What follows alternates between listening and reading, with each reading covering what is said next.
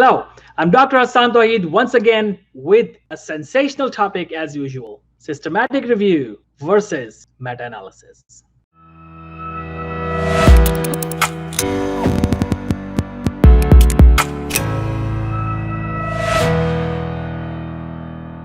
Systematic reviews versus meta-analysis. What exactly is the difference? There are so many students who are learning it for the first time. They get confused between the differences when we talk about systematic review versus meta-analysis. So in this video, I will talk about the differences. So what exactly is the difference? First of all, we need to understand what is a systematic review. Remember, systematic review is a review article which is written systematically. That means we combine previously published papers and some unpublished papers, some gray literature. We combine them together systematically and we write a paper. Once we write that paper, this is known as systematic review. Now, what is a meta-analysis? Meta-analysis is also exactly the same thing.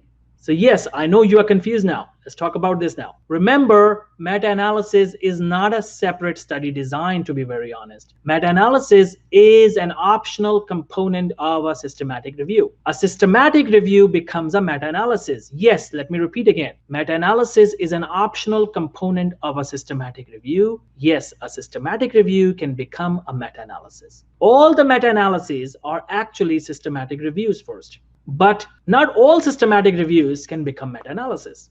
Just like a difference between somebody who has done master's and somebody who has done PhD.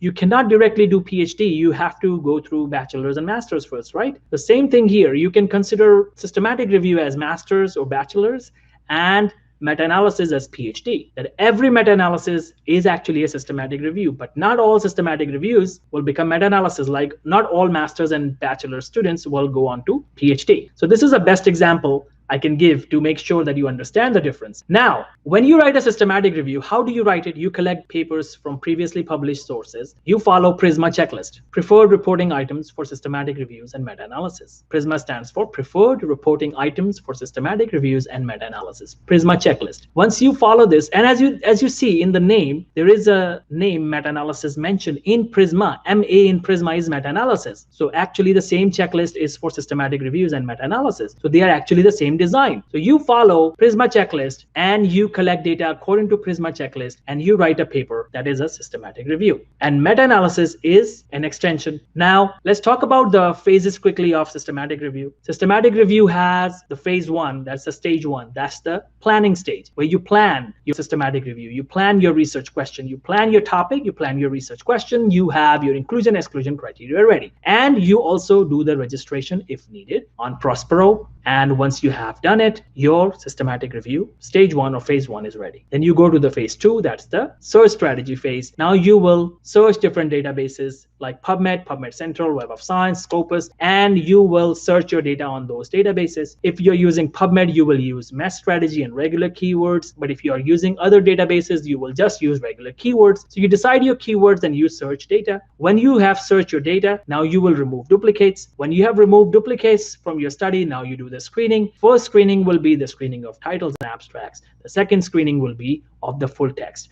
Once you are done with that, and remember, 2 people will do that. Once you're done with that, what will happen? The next thing is that you will check the quality of the studies that you have kept. Once you have checked the quality of the studies, now you have the final number of studies left. Now you do the data extraction using the data extraction form. And then the phase 3, the stage 3 is the writing phase, and you write your systematic review. So this is how a systematic review is done. But in meta-analysis, there is an extra phase before writing. That is the actual meta-analysis phase, the actual statistical data analysis phase. So what do we do? Yes, the first phase is the same. Second phase is the same. Now, the third phase is the meta-analysis phase. What do we do here? We do statistical data analysis, but first we need to define or decide what kind of statistical model we will use to conduct our meta-analysis. Yes, there are 2 famous models, random effects model and fixed effects model. So which one is the best? Remember, we cannot say which one is best. It depends, because in fixed effect model, we assume that there is a true effect, that all the studies, the intervention that is mentioned in all the studies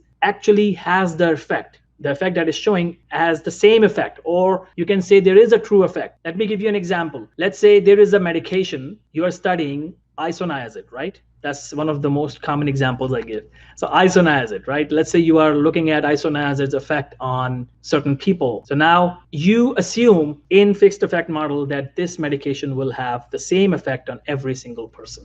In reality, or the reality is that it is not possible. The same drug will affect differently, will have a different effect on different people. So that's the difference in reality, right? So in fixed effect model, we assume that yes, there is a true effect. So if we assume that, we can use fixed effects model. This is a statistical model. There is a process, and we will talk about fixed effects model in one of the videos. Now, the second assumption is random effects model. That means this is another way of doing meta-analysis. Random effects model assumes that there is no true effect. That means there is heterogeneity. That means there is a difference. The drug is not affecting in the same way on each person. So which one is more closer to reality? Random effects model. So that's why many scientists accept random effects model as the best model to conduct a meta-analysis. So once you choose random effects or fixed effects model, it's up to you and you follow it. By the way, we assume that the results will be same. If we choose random effects or we choose fixed effects model, the results should be same. But unfortunately, this is not true. Some studies have shown that actually the results are really different. And only few studies will show the same results. Only 10-20%, I would say. 20% studies will show the same results, but most of the studies will show different results if you choose a random effects model or fixed effect model. So you have to decide wisely which model you will use, and you decide with your team. And then once you finalize it, and what do? You do the forest plot to find the heterogeneity. Once you do the forest plot, the next step is the funnel plot. You check the publication bias. Once you have the funnel plot done, what's next? You do the bubble plot. Once that is done, now your statistical data analysis is done. Now you have analyzed everything. What exactly have you done here with this analysis? You have combined the results of each study that was included. Let's say there were 10 studies included in your systematic review, and these studies were similar. Only then you do a meta-analysis. So if these studies are similar enough to be combined together, then you can do meta-analysis. So let's say these studies are similar. Let's say there are 10 studies. Look at my hands, okay? These are 10 studies. Each study is talking about isoniazid and its effect on skin. And all of these studies are similar, with similar intervention and similar outcome. Maybe a little bit differences in the dosing or in the dosage. So let's say these 10 studies, can we combine them? Absolutely, they're combinable. So yes, then this systematic review will have to become a meta-analysis. So you cannot just keep it as it is. You cannot just write a systematic review and leave it. Now you have an opportunity to convert it into a meta-analysis. Remember, meta-analysis is an optional component of a systematic review. So now it's up to you. You combine them together. How? You will look at the results of each of these studies and you will add them together, combine them together. There's one way of doing it, like or doing the mean, right? But it is not the best way. That's why you have to do statistical data analysis of random effects model or fixed effects model. And then you follow all procedures. And when you have the combined results, now you begin writing. So this is how a meta-analysis is written. So exactly what is the difference? Remember, in systematic review, become meta-analysis if you have similar studies.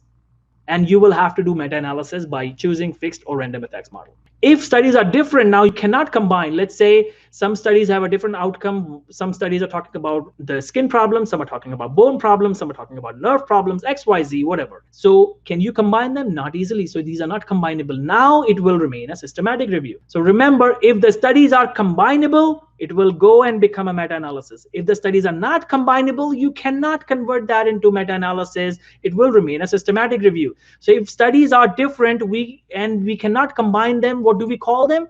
We call the situation as heterogeneity. These are not homogeneous studies. These are heterogeneous studies. You cannot combine them. That's why it will remain a systematic review. So you will have just 3 phases. Phase 1, planning phase, then the search strategy phase, then the writing phase. And this is a systematic review because you had heterogeneous studies, different studies. But if you have combinable studies, you have similar studies, now you have an opportunity to convert your systematic review into meta-analysis, because remember, it's an optional component of meta-analysis. And if you have combinable studies, ideally you should do meta-analysis, because reviewers will ask you this question, why you did not go to a meta-analysis when you had similar studies? And you will have no reason to tell them why you didn't do it. So just go ahead and do that. And don't worry about it. It's not that difficult. It's easy. You just need to know how it is done. So once you have similar studies, now you don't jump to the stage 3 after stage 2. or phase 3 after phase 2. You have an extra phase 3 that will be the actual meta-analysis by choosing which statistical model you will use. And once you do it, then you begin writing, and that will be your meta-analysis. Now, meta-analysis can be done manually, but usually it is done by software. It will make things easier for you. What softwares are most common? Review Manager, RavMan, that's one of the most common ones, and Stata. Stata is a good software. R software, R language. So these are the commonly used softwares for meta-analysis. So remember, in systematic review, you don't need meta-analysis. You don't need statistical data analysis of that extent where you have to do data analysis by a software. Systematic review can be qualitative. Systematic review just qualitative. You describe a narrative summary, and that will be your whole paper. But the moment you have similar studies, you will change it to a meta-analysis. So that's the main difference. So actually, in reality, there was no difference. And this video title was a misnomer. I would say a confusing title where somebody who knows research would say that actually there is no difference. Systematic reviews become meta-analysis. So yes, that's true. So I'll repeat again in the end. The summary is systematic reviews and meta-analysis. What are the differences? Actually, there is no difference because systematic reviews will become meta-analysis. If you have similar studies, then your systematic review will not remain qualitative, will not remain narrative. You will have to do data analysis, statistical data analysis using a software, and your systematic review will become meta-analysis. And in meta-analysis, you have two models of statistics: fixed effect model, random effects model. So fixed effects model, random effects model, which one you use? Mostly random effects model because it is closer to reality. That's what you can say. So once you do that, once you follow, now the next step is that you draw the forest plot, the funnel plot, the bubble plot. Once that is done, your statistical data analysis is done. That means you have combined the results of all the studies, because meta-analysis is actually the pooling of all the results together. Remember, in systematic reviews, you were just combining studies together and you were writing a narrative summary of all the results together. But here you are adding the numbers. Here it's quantitative. That's why you do statistical data analysis, and that's called meta-analysis. And you use a software mostly to do that. Most commonly used softwares are Stata, RavMan, Review Manager, and R language. So these are the most commonly used softwares, and this is how meta-analysis is done, and this is how systematic review becomes a meta-analysis. So in reality, there is no difference at all. Now watch this video again, take notes, listen to this video again, play it again and again until you are really confident that yes, you do now understand what exactly is meta-analysis and what exactly is systematic review. And comment any questions you have, and I'll get back to you as soon as I can. Now keep learning and keep watching. Thank you.